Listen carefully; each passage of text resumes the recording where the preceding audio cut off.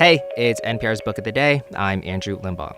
In 1722, in America, two colonizing fur traders killed a Seneca hunter in Pennsylvania. It happened during a pivotal time in the relationship between the Haudenosaunee people and the colonists. Historian Nicole Eustace wrote a book about the murder and the fallout titled Covered with Night, a story of murder and indigenous justice in early America, which won the Pulitzer Prize in history. And she talked to Here and Now Scott Tong about it, and something that I want you to pay close attention to is when she points out the different approaches to justice the indigenous people take compared to the colonists.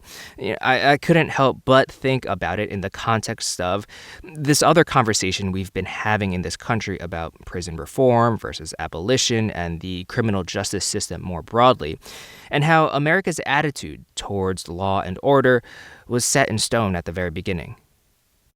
So set the scene for the murder that's at the center of this book. It's 1722, 5 decades before the Revolutionary War, and two white traders are negotiating a trade deal with a member of the Seneca tribe, and then things somehow go wrong, yeah?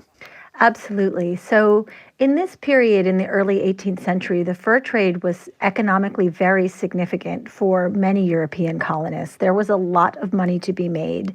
And men who lived in and among native peoples who were colonial in origin were best placed to profit.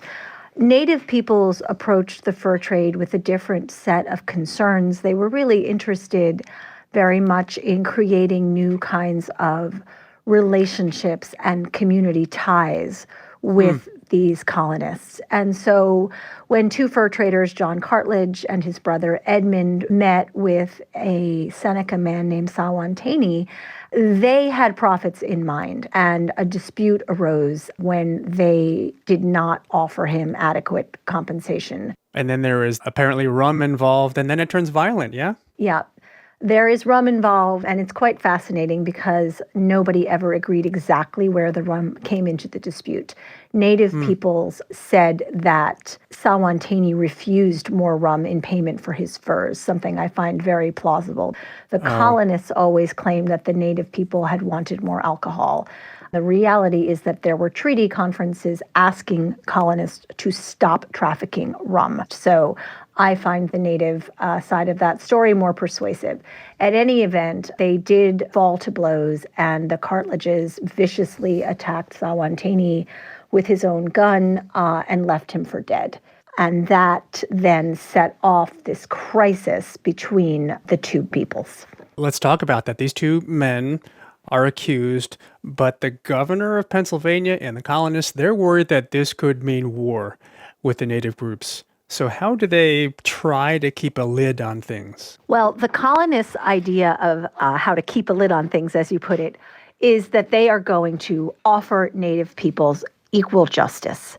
They say that they will arrest the suspects, that they will jail them, and that if they're found guilty after a trial, they'll be subjected to capital punishment. And they think that by offering, quote, equal justice, which was their phrase, they'll be able to head off any further conflict with native peoples.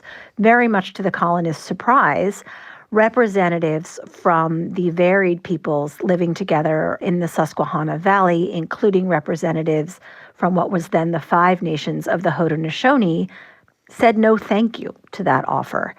And they actually said one life is enough to be lost. Haudenosaunee, for the rest of us, can you define that for us? Sure. Haudenosaunee refers to the Confederation of Native American Nations, sometimes called now the Iroquois, but who prefer to be known as the Haudenosaunee. And that name literally means people who build a house. So it's the community of what are now the 6 nations of the Haudenosaunee. That includes the Mohawk, the Oneida, the Onondaga, the Cayuga, the Seneca, and today the Tuscarora. Wow, the people who build a house. Yeah. That's really something. And I guess as you're right, though, this is where the cultural signs get crossed or missed.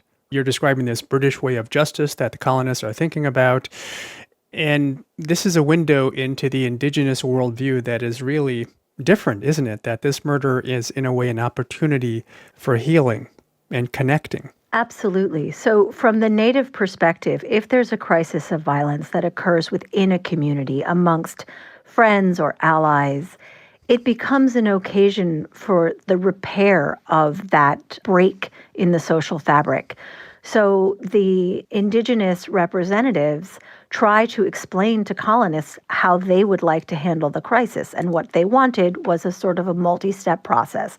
They wanted colonists to admit what happened and apologize. They wanted them to express condolences with them. That kind of emotional caretaking and spiritual ritual of condolence was incredibly important in Native communities. They also wanted the colonists to pay reparations. They wanted them to make economic amends for what had happened.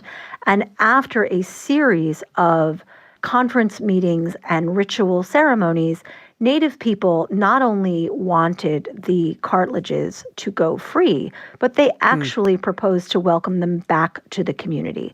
This was utterly at odds with the English focus on individual guilt, individual punishment, and reprisals.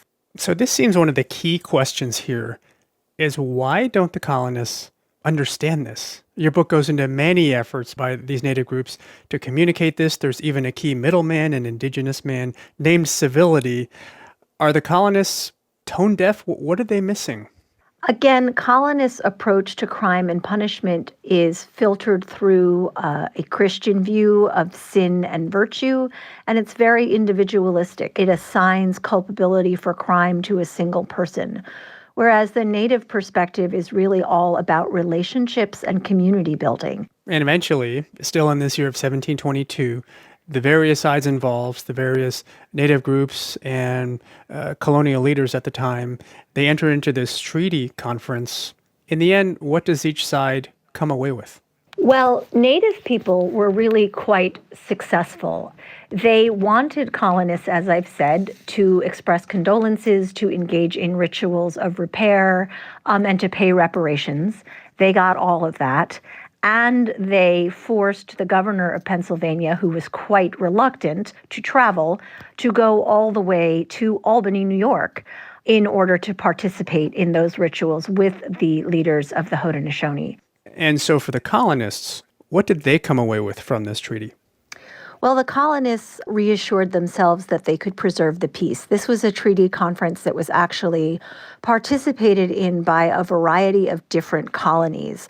Representatives from Virginia, from New York, as well as from Pennsylvania attended the conference. And they confirmed that the five nations of the Haudenosaunee would recognize their right to settle in areas of what is now Western Pennsylvania and New York. So colonists preserved this treaty because it was a record of land rights, and that's why it remains in effect. So this treaty is the Great Treaty of 1722. How should we think about this treaty and what it means today? Well, I like to think of this treaty as a record of different approaches to justice, to a more sort of healing vision of what justice can be.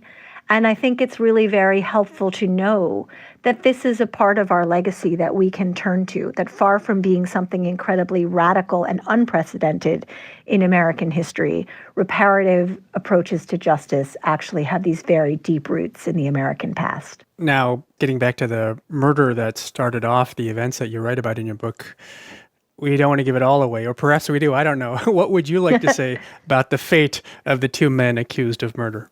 Well, the fate of the two men accused of murder is really very poignant.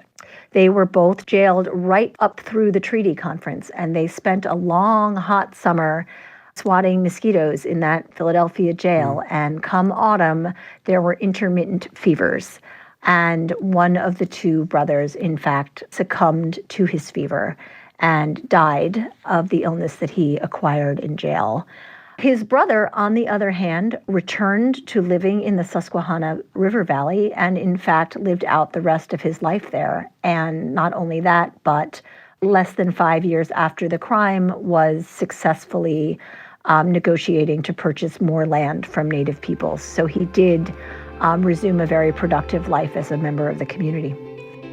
Nicole Eustace is the author of Covered with Night, a story of murder and Indigenous justice in early America.